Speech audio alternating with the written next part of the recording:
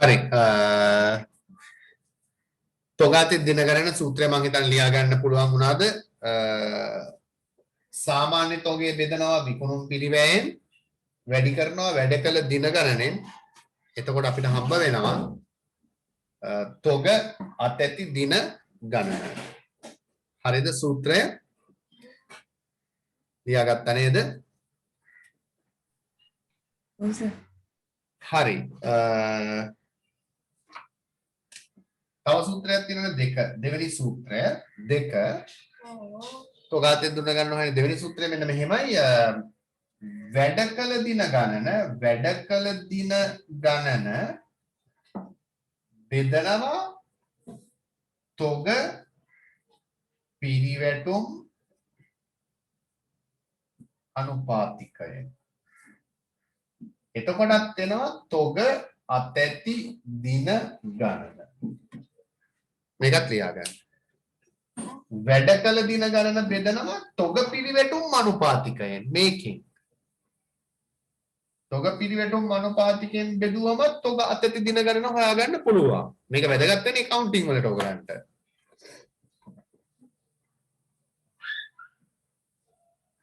සූත්‍ර මතක තියාගන්න වැඩ කළ දින ගණන බෙදනවා අපි එකට හදපු තොග පිරිවැටුම් අනුපාතිකයෙන් බෙදනවා නේ තොග පිරිවැටුම් අනුපාතිකයෙන් බෙදනවා එතකොටත් එනවා තොග අතැති දින ගණන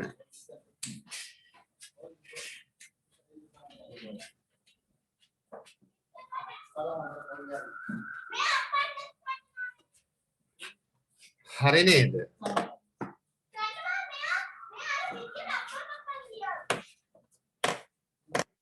හොඳයි ලියාගමුද අපි චූටි ගානක් ලියාගන්න ගානක්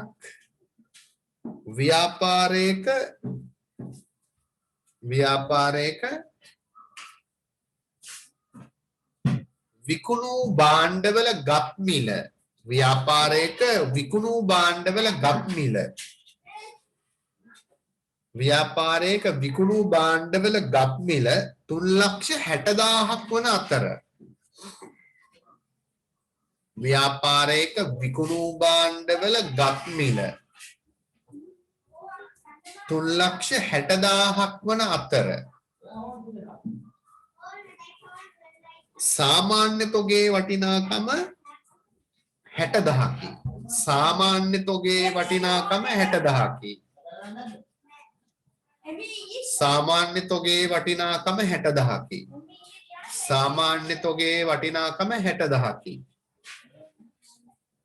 සාමාන්‍ය තොගේ වටිනාකම 60,000කි වසර තුල වේගය වැඩිද වසර තුල නිවාඩු ලබාගෙන ඇති දින ගණන 5කි වසර තුල නිවාඩු ලබාගෙන ඇති දින ගණන 5කි වසර තුල නිවාඩු ලබාගෙන ඇති දින ගණන 5කි වසර තුල නිවාඩු ලබාගෙන ඇති දින ගණන 5කි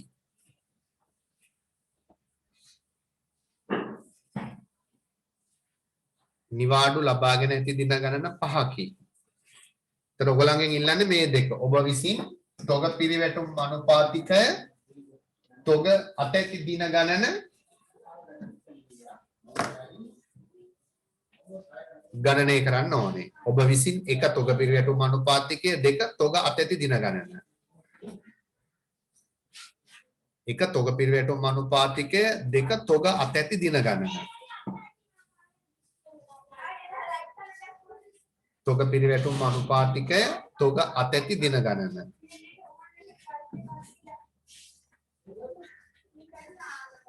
තොග අතැති දින ගණන. තොග පිරිවැටුම් අනුපාතිකයයි තොග අතැති දින ගණනයි. හදමුද එහෙනම්? මෙතන ඔක්කොම ඉලා තියෙන නිසා හදන්න ලේසි. එක හදමුද තොග පිරිවැටුම් අනුපාතිකය ලේසියිනේ තොග පිරිවැටුම් අනුපාතිකයේ විකුණුම් පිරිවැය බෙදනවා සාමාන්‍ය තොගයෙන්. ඒකට උතන දීලා තියෙනවා නේද? සාමාන්‍ය තොගය 60,000 එතකොට එකයි එක තෝගයට එකතු කරලා ගනනම් 1231 තෝගේ අඩු කරපුවමනේ විකුණුම් පිරිවැයනේ. දැන් ඕකේ කෙලින්ම හොයලා දීලානේ තියෙන්නේ. විකුණු භාණ්ඩවල ගත් මිල කියන්නේ විකුණුම් පිරිවැයනේ. ඒක 3,60,000.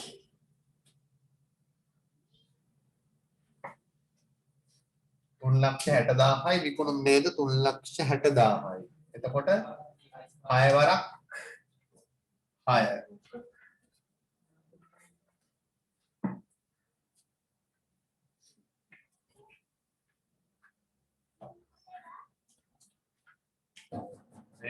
උත්තරේ 6යි. තොගේ විකිනෙන වාර ප්‍රමාණය 6යි. සාමාන්‍ය ගණනය කරන්නේ වසරකට. වසරකට 6 වාරයකදී තොගේ විකිනෙනවා. තොගේ විකිනෙන වාර ප්‍රමාණය 6 පාරයි. ඒ කියන්නේ මාස දෙකකට සැරයයිනේ. නේ 2 4 6 8 10 12 මාස දෙකකට සැරයක් තොගේ විකිනෙනවා. එතකොට වසරකට තොගේ විකිනෙන්නේ වාර 6කදී. තොගේ විකිනෙන වාර ප්‍රමාණය 6යි.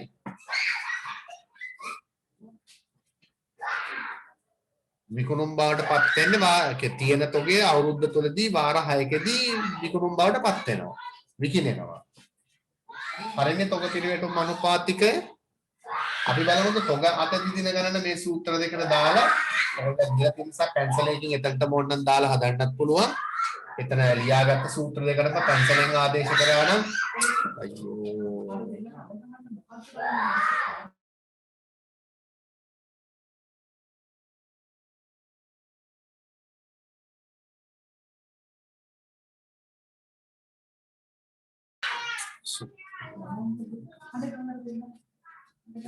හරි තොගාතේ ගන්න පළවෙනි සූත්‍රය සාමාන්‍ය තොගේ බෙදනවා විකුණුම් පිළිවෙලින් මාරු කරලානේ. සාමාන්‍ය තොගේ 60,000යි විකුණුම් පිළිවෙල 3,60,000යි වැඩ කළ දින ගණන හොයාගන්න එපා. එතකොට අපේ අවුරුද්දේ දින 365යිනේ. පහක් වැඩ කළා නැත්නම් වැඩ කළ දින ගණන 360යි.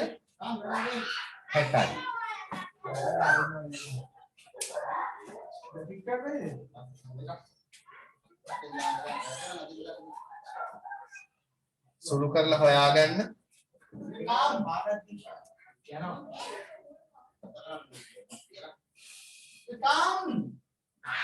ये बनी मत रहा नहीं अभी बनी मत रहा नहीं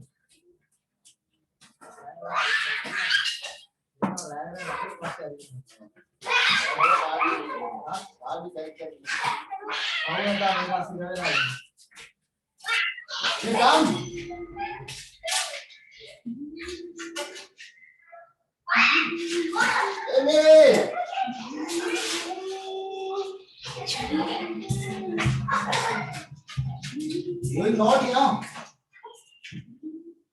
Naughty, Emmy. Don't throw that at me. Emmy, naughty, Emmy. දින 60යි නේද? ඔව් සර්. දින 60යි කියන්නේ මාස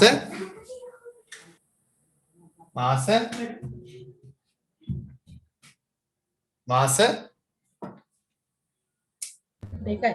මේ ඉස්සෙල්ලා කිව්වනේ ඕක. මං කිව්වනේ දෙකකට සැරයක් තොගේ විකිනෙන්නේ කියලා. වාර 6ක් නම් අවුරුද්දකට මාස දෙකකට සැරයක් තොගේ විකිනෙනවා. 2 4 6 8 10 12 කිව්වේ ඒකයි මම. මතකයිනේ? 2 4 6 8 10 12 කිව්වේ දෙකකට සැරයක්. තොග අතේ දින ගණන දෙකක්. මේ මාස දෙකක්. මාස දෙකකට සැරයක් තොගේ විකිනෙන්නේ. එතකොට මාස දෙකක් තොගේ තිබිලා තමයි විකිනෙන්නේ. මාස දෙකක් තොගේ තිබිලා තමයි දෙකකට සැරයක් විකිනෙන්නේ. වාර 6යි දින 60ක් තොගයක් තියෙනවා ගබඩාවේ ඇතුලේ. අනිත් සූත්‍රයකට දාලා බලමු වැඩ කළ දින ගණන 360යි තොග පිළිවෙලට අනුපාතිකය 6යිනේ නේද? වැඩ කළ දින ගණන 360යි තොග පිළිවෙලට අනුපාතිකය 6යිනේ. 366යි 6 වරක් 1යි 6 වරක් 6යි 60යි. මේ දින 60යි කියන්නේ මාස දෙකයි. සූත්‍ර දෙකම හරිනේ එතකොට. සූත්‍ර BS වලට වඩා වටින accounting වලට.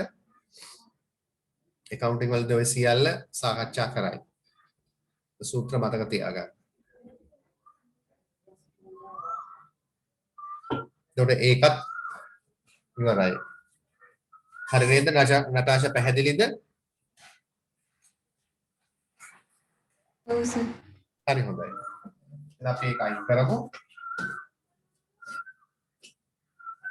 අපි එනවා ණයගති පිරිවැටුම් අනුපාතිකයට.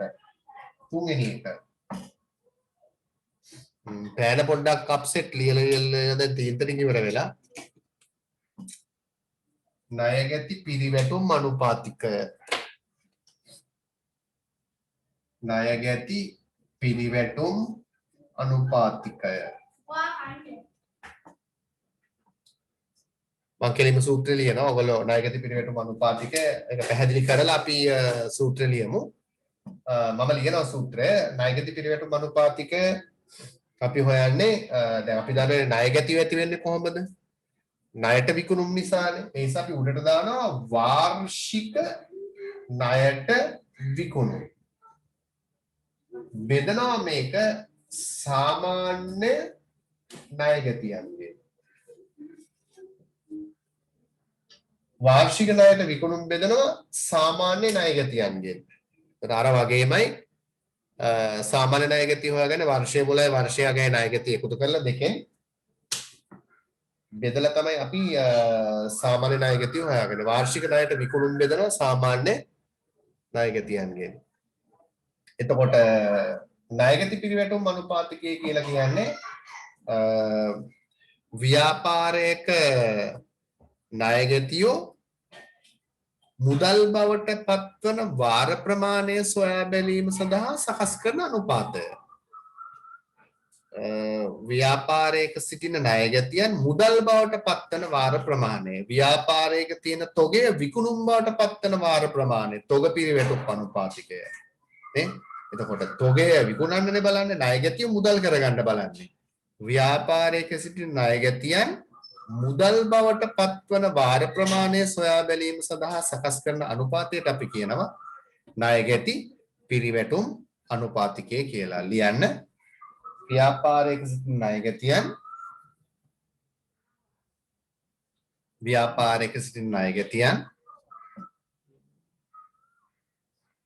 මුදල් බවට පත්වන වාර ප්‍රමාණය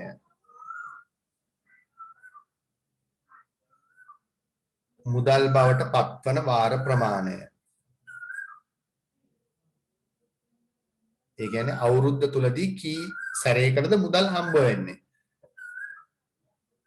ව්‍යාපාරික සිටින ණයගැතියන් මුදල් බවට පත්වන වාර ප්‍රමාණය සොයා බැලීම සඳහා සකස් කරන අනුපාතය වේ. වාර ප්‍රමාණය සොයා බැලීම සඳහා සකස් කරන අනුපාතය වේ.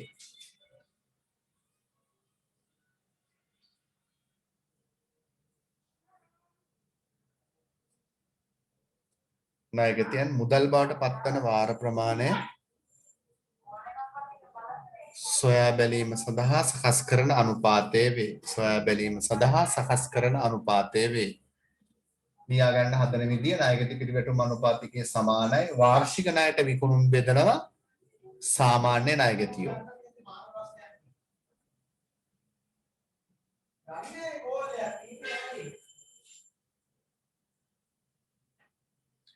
වාර්ෂික ණයට විකුණුම් බෙදනවා සාමාන්‍ය ණයගැතියෝ.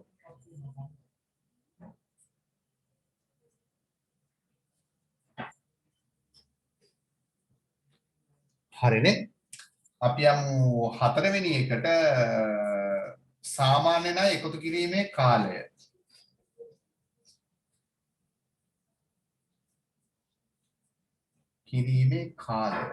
සාමාන්‍ය ණය එකතු කිරීමේ කාලය.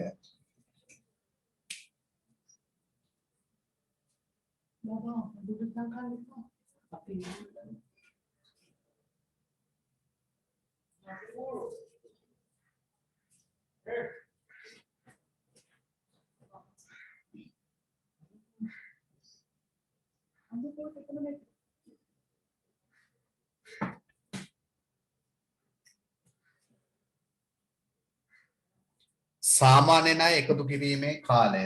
දැන් මේක ගණනය කරන ක්‍රම තුනක් තියෙනවා.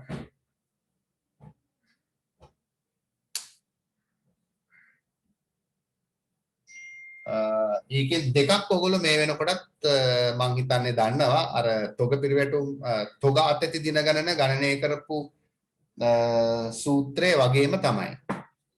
සූත්‍ර ටික ලියන්න ඉස්සෙල්ලා අපි බලමු සාමාන්‍ය ණය එකතු කිරීමේ කාලය කියන්නේ මොකක්ද කියලා. සාමාන්‍ය ණය එකතු කිරීමේ කාලය කියලා කියන්නේ ව්‍යාපාරයක් ණයට විකිණීමක් කරපුවම ඒ සඳහා මුදල් ලබා ගන්න ණයගැතියන්ගෙන් ගතවන කාලය. ව්‍යාපාරය ණයට විකිණීමක් කළ විට ඒ සඳහා මුදල් ලබා ගැනීමට ගතවන කාලයට අපි කියනවා සාමාන්‍ය ණය එකතු කිරීමේ කාලය කියලා. ලියන්න මෙන්න මෙහෙම ව්‍යාපාරයක් ණයට විකිණීමක් කළ විට ව්‍යාපාරයක් ණයට විකිණීමක් කළ විට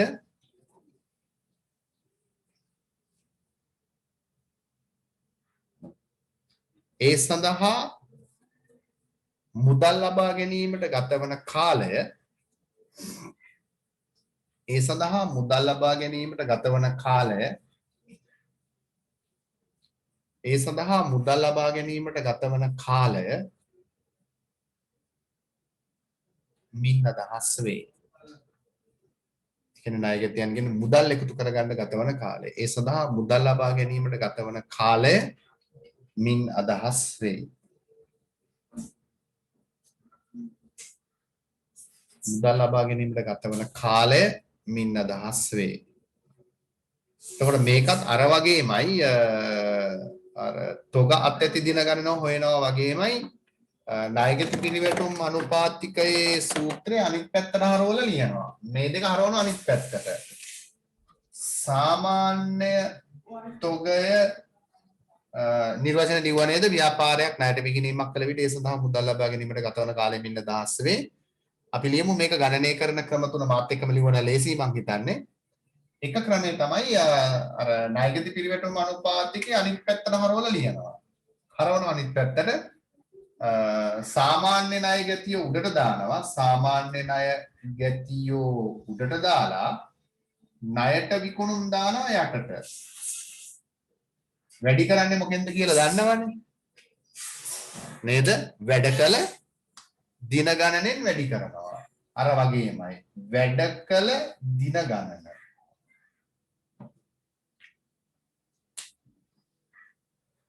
අර තොග අතැති දින ගණනේ සූත්‍රය වගේම තමයි.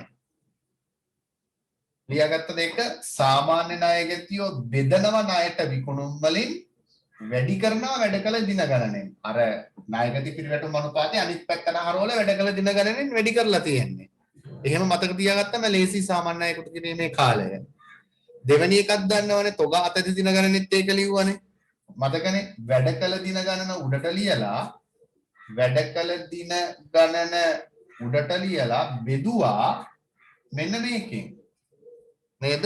ණයගැති පිරිවැටුම් අනුපාතිකයෙන්. ණයගැති පිරිවැටුම් අනුපාතිකයෙන් බෙදනවා. එච්චරයි ඒකේ. වැඩ කළ දින ගණන ණයගැති පිරිවැටුම් අනුපාතිකයෙන් බෙදනවා. අර තොග අතැති දින ගණන ගණනය කිරීමේ සූත්‍රය යන විදියටම තමයි මේකත් එන්නේ. ඒක මතක නම් මේක ලියන්න පුළුවන්. මේකට ගැලපෙන වචන ටික දාලා මේක ලියනවා. ඒ වගේමයි හැබැයි මේකේ තව ක්‍රමයක් තියෙනවා. ණය ගැතියෝ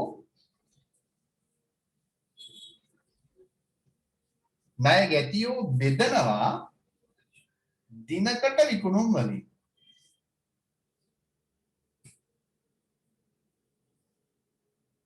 ණය ගැතියෝ බෙදනවා දිනකට විකුණුම් වලින්. එතකොටත් එනවා සාමාන්‍ය ණය එකතු කිරීමේ කාලය. ණය ගැතියෝ බෙදනවා දිනකට විකුණුම් වලින්.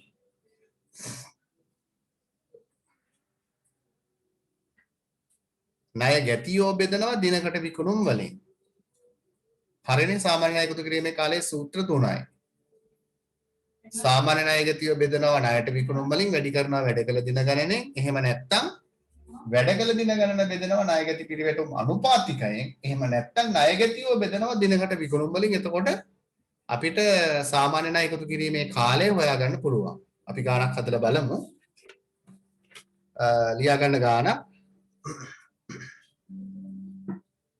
පොඩි ගාණක් වසරක ණයට විකුණුම් ලක්ෂ 3කි. වසරක ණයට විකුණුම් ලක්ෂ 3කි. වසරක ණයට විකුණුම් ලක්ෂ 3කි. ණය ගැතියෝ 20000කි. ණය ගැතියෝ 20000කි. ණය ගැතියෝ 20000කි. වසරකට වැඩ කරන දින ගණන 300කි. වසරකට වැඩ කරන දින ගණන 300කි. වසරකට වැඩ කරන දින ගණන 300කි. වසරකට වැඩ කරන දින ගණන 300කි.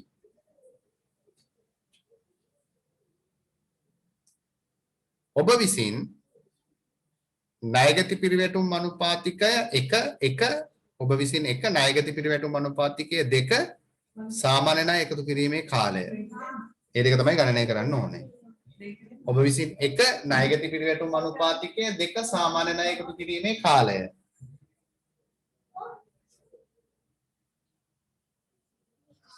ඔගොල්ලෝ ලියාගත්ත සූත්‍රයටම ඔක දාලා ආදේශ කළ ගාන හැදුවනම් ලේසි අය සූත්‍ර ලියලා ඉන්න මට වඩා ප්‍රධාන සූත්‍රය ලියලා පැන්සලෙන් දාගත්තා නම් ලේසි හදාගන්න. නැත්නම් ආයි ලියලා හදන්න වෙන නිසා.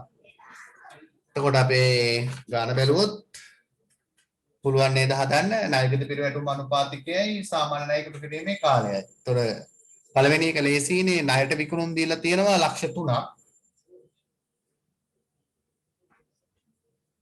ණය ගැතියෝ දීලා තියෙනවා 20000ක්. නේද? 0.4ට 0.4 ගියා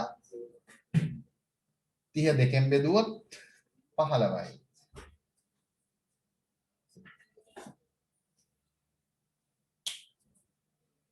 ණය ගැතියෝ මුදල් බවට පත්වන වාර ප්‍රමාණය වසරකට 15 වාරයකදී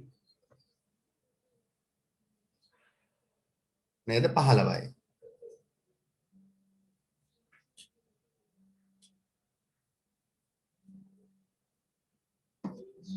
අපි සාමාන්‍ය ණය එකතු කිරීමේ කාලය ගණනය කරමු. සාමාන්‍ය ණය එකතු කිරීමේ කාලය එතකොට ණය ගැතියෝ දැම්ම උඩට 20000 ණයට විකුණුම් ලක්ෂ 3 යටට දැම්මා. මම මේ පැත්තෙන් හදන්නම්. 20000 උඩට දැම්මා. ලක්ෂ 3 යටට දැම්මා. වැඩ කළ දින ගණන 300 මෙතනට දැම්මා. නේද? සුළු කරොත් මේ 4ට මේ 4 ගියා. මේකට මේක ගියා. 3 වරක් 2 6යි 60යි. 63න් බෙදුවොත් 20යි. විස්සද වැඩ කළ දින ගණන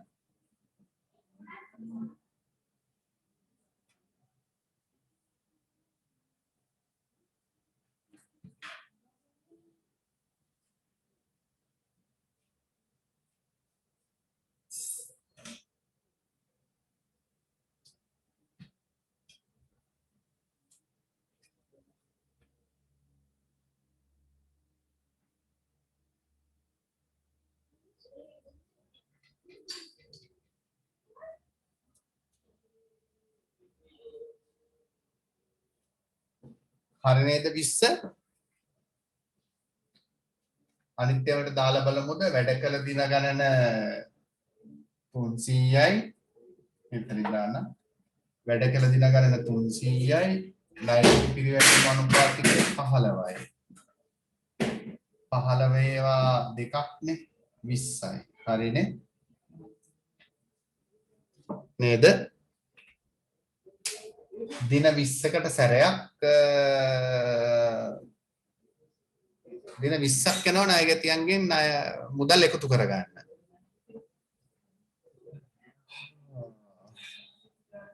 හරි නේද? ඊට පස්සේ අන් තුන්වෙනි එක බැලුවොත් එහෙම ණය ගැතියෝ 20000යි ණය ගැතියෝ 20000යි දිනකට විකුණුම් හොයාගන්න විදිය දන්නවනේ. දිනකට විකුණුම් හොයාගන්නේ මුළු විකුණුම් අරගෙන දිනකට විකුණුම් හොයාගන්නේ මුළු විකුණුම් අරගෙන මුළු විකුණුම් ලක්ෂ 3යි නේද? මුළු විකුණුම් ලක්ෂ 3 බෙදනවා වැඩ කළ දින ගණනෙන්. නේද? මුළු විකුණුම් අරගෙන මෙච්චර වික්කා මෙන්න දවස් ගානෙන් බෙදපුවම එක දවසක විකුණුම් වෙනවනේ පැහැදිලි නේද? මුළු විකුණුම් වැඩ කරපු දින ගානෙන් බෙදපුවම එක දිනයකට එනවනේ. ඒතර 0.2කට 0.2ක් ගියා දිනකට විකුණුම් 1000යිනේ නේද? මේක 1000න් බෙදන්න තියෙන්නේ. පේනවනේ උත්තරේ එනවා 1000න් කපපුවම 20යි. දිනකට විකුණුම් 1000යි.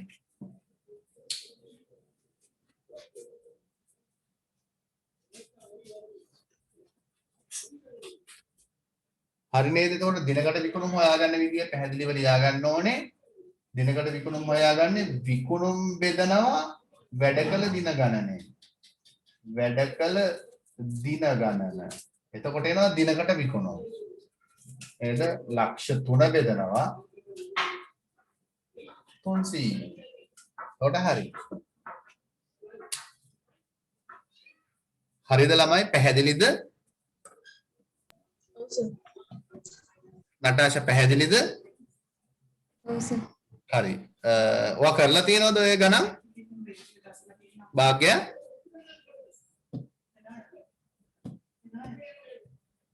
භාග්‍ය කරලා තියෙනවද? අපිට අර තුන විතරයි සර් කරේ මේ කරලා නැහැ නේද? accounting වල ඒ ටික කරේ මම ඒකයි කියලා දුන්නේ. එතකොට ඔයාලට හරි පහසුවක් සමහර විට තියෙයි අවබෝධයෙන් ඉන්න ඒ ගැන. කරන accounting වල කරද්දී අවබෝධයෙන් ඉන්න. මේ ටිකම කරනවා මම ළමයි කතා කරලා තියෙනවා. එතන හරි ඒ ටික සියල්ල ඉවරයි.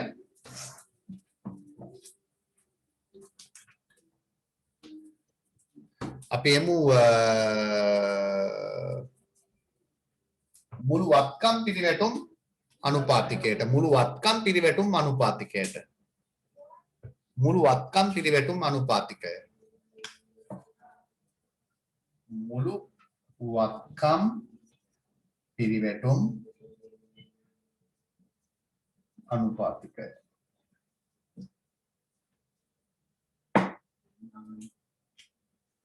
මුළු වත්කම් පිරිවැටුම් අනුපාතිකය මුළු වත්කම් පිරිවැටුම් අනුපාතිකය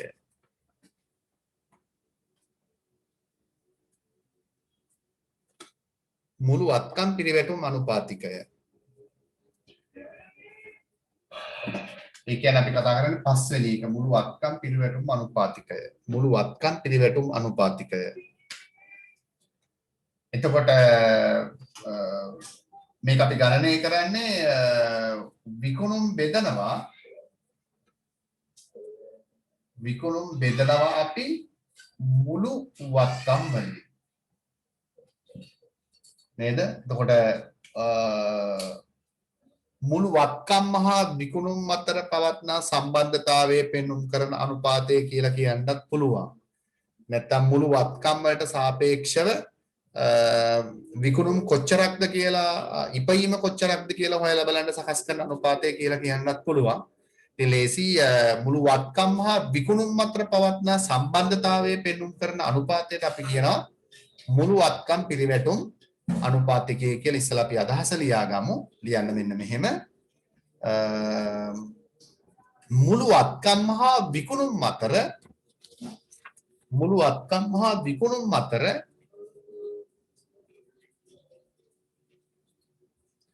මුළු වත්කම් හා විකුණුම් අතර පවත්නා සම්බන්ධතාවයේ පෙන්වුම් කරන අනුපාතිකය වේ. මුළු වත්කම් හා විකුණුම් අතර පවත්නා සම්බන්ධතාවයේ පෙන්වුම් කරන අනුපාතය වේ. ඒ කියන්නේ මුළු වත්කම් වලට සාපේක්ෂව කොච්චර විකුණුම් ජනිත වෙලාද නේද? මුළු වත්කම් වලට සාපේක්ෂව කොච්චර විකුණුම් ජනිත වෙලාද කියලා හොයන්නේ. මුළු ඒ කියන්නේ මුළු ආයෝජනයට සාපේක්ෂව කොච්චර විකුණුම් තියෙනවද කියලා. මුළු වත්කම් හා විකුණුම් අතර පවත්නා සම්බන්ධතාවය පෙන්වුම් කරන අනුපාතය වේ. මුළුවත්කම් පිරිවැටුම් අනුපාතිකය සමානයි විකුණුම් බෙදන්න මුළුවත්කම් වලින්.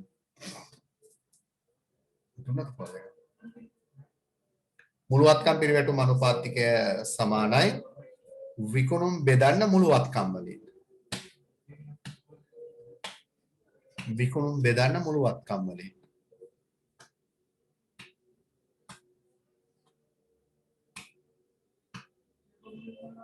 විකුණුම් බෙදන්න මුළුවත්කම් වලින්. ඊට පස්සේ අපි කතා කරමු තව එකක් මම දුන්නා ස්ථාවර වත්කම් පිරිවැටුම් අනුපාතිකය. ස්ථාවර වත්කම් පිරිවැටුම් අනුපාතිකය. ස්ථාවර වත්කම් පිරිවැටුම් අනුපාතිකය. ස්ථාවර වත්කම් පිරිවැටුම් අනුපාතිකයත් මේ වගේමයි උඩට දානවා විකුණුම් යටට දානවා ශුද්ධ ස්ථාවර වත්කම්.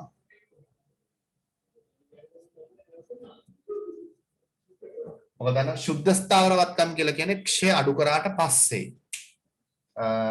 එහෙනම් තමයි මේක හදන්නේ. එතකොට ස්ථාවර වත්කම් හා විකුණුම් අතර පවත්නා සම්බන්ධතාවය පෙන්වුම් කරන අනුපාතිකය අපි කියනවා ස්ථාවර වත්කම් පිරිවැටුම් අනුපාතිකය කියලා. ඒ කියන්නේ ව්‍යාපාරයේ සමස්ත ස්ථාවර වත්කම් වලට සාපේක්ෂව කොච්චර විකුණුම් ඇති වුණාද කියන එක තමයි මේකෙන් අපි හොයලා බලන්නේ. ලියමු අදහස. ව්‍යාපාරයක ස්ථාවර වත්කම් හා විකුණුම් අතර ව්‍යාපාරයක ස්ථාවර වත්කම් හා විකුණුම් අතර ව්‍යාපාරයක ස්ථාවර වත්කම් හා විකුණුම් අතර පවත්නා සම්බන්ධතාවය පෙන්වුම් කරන අනුපාතය වේ. ස්ථාවර වත්කම් හා විකුණුම් අතර පවත්නා සම්බන්ධතාවය පෙන්වුම් කරන අනුපාතය වේ. ස්ථාවර වත්කම් හා විකුණුම් අතර පවත්නා සම්බන්ධතාවය පෙන්වුම් කරන අනුපාතය වේ.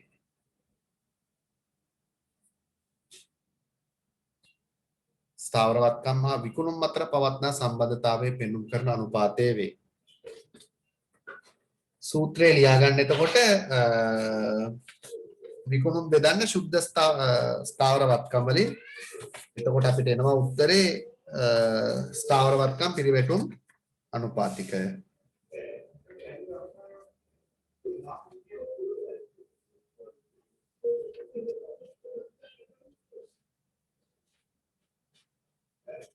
විකුණුම් බෙදන්න ශුද්ධ ස්ථාවර වත්කම් වලින්. එතකොට එනවා ස්ථාවර වත්කම් පිරිවැටුම් අනුපාතිකය.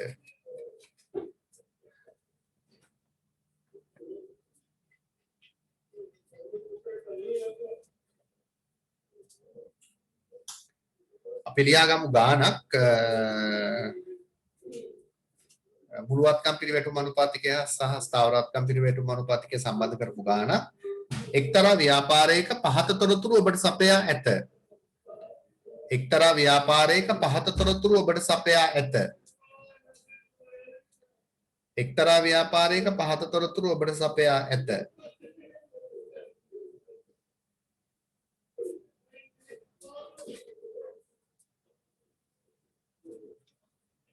එක්තරා ව්‍යාපාරයක පහත තොරතුරු ඔබට සපයා ඇත. මුදල් තියනවා ළමයි මුදල් තියනවා ලක්ෂයක්. මුදල් ලක්ෂයයි පහලින් පහල ලියා ගන්න. මුදල් ලක්ෂයයි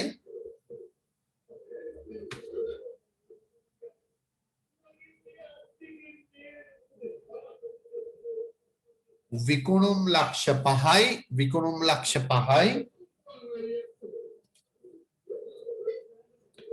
ණය ගැතියෝ ලක්ෂ 2යි ණය ගැතියෝ ලක්ෂ 2යි ණය ගැතියෝ ලක්ෂ 2යි ශුද්ධ යන්ත්‍ර හා උපකරණ 50000යි ශුද්ධ යන්ත්‍ර හා උපකරණ 50000යි තොග පිරිවැටුම් අනුපාතිකය 50යි.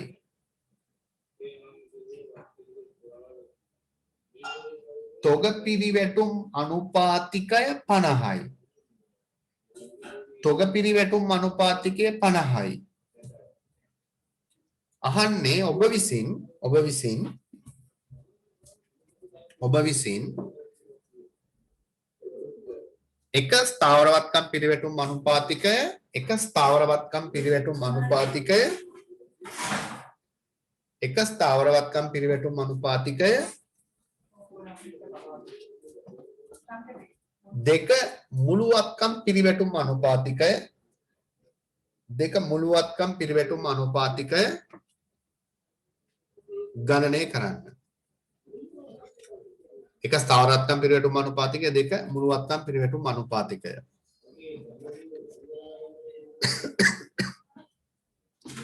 එතකොට බැලු බැලමට පේනවා ඇති මේකේ ස්ථාවරවත්කම් පිරිවැටුම් අනුපාතිකය ගණනය කරන්න ලේසි.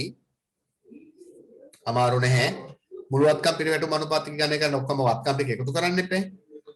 අපි ස්ථාවරවත්කම් පිරිවැටුම් අනුපාතිකය බැලුවොත් මෙතනටම දාගන්න පුළුවන් විකුණුම් තියනවා ලක්ෂ 5ක් නේද තිබ්බේ. විකුණුම් ලක්ෂ 5යි සුද්ධ ස්ථාවරවත්කම් තිබ්බ 50000ක් නේද? 0.4යි 0.4යි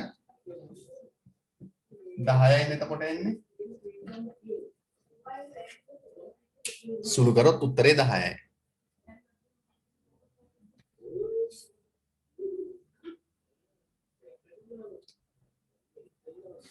ඒ කියන්නේ සුද්ධ ස්ථාවරවත්කමගේ 10 ගුණයක් විකුණුම් කියන එකනේ නේද? සුද්ධ ස්ථාවරවත්කමගේ 10 ගුණයක් විකුණුම් ආදායම ව්‍යාපාරයේ නේ. මේවා එකක් නම් ඒ වගේ 10 ගුණයක් විකුණුම් ආදායම. විකුණුම් ස්ථාවරවත්කමගේ 10 ගුණයක්. ඒ කියන්නේ ස්ථාවරවත්කම් 10 පාරක් ගන්න පුළුවන් ඒ ව්‍යාපාරයේ විකුණුම් ආදායමේ. right. ඊට පස්සේ අපිට තියෙන බරපතල කාරණාව මුළුවත්කම් පිරිවැටුම් අනුපාතිකයේ විකුණුම් හොයාගන්න ලේසියි අපිට. විකුණුම් ලක්ෂ 5යිනේ. හැබැයි මුළුවත්කම් හොයාගන්න වෙනවා. වත්කම් කීපයක් උතන දීලා තියෙනවා. නේද? එතකොට ඒ ටික අපිට හොයාගන්න වෙනවා මුළුවත්කම් ටික කොච්චරක්ද කියන එක. මම මේක චුට්ටක් මකන්නම්. මුළුවත්කම්. එතකොට ඔයගලන් දන්නවා මෙතන මුදල් තියෙනවා. මුදල් තියෙනවා ලක්ෂයක්. මුදල් ලක්ෂයයි. ඊට පස්සේ ණය ගැතියෝ ඉන්නවා. ණය ගැති ඉන්නවා. ණය ගැතියෝ කීයද තියෙන්නේ? ණය ගැතියෝ ලක්ෂ 2යි.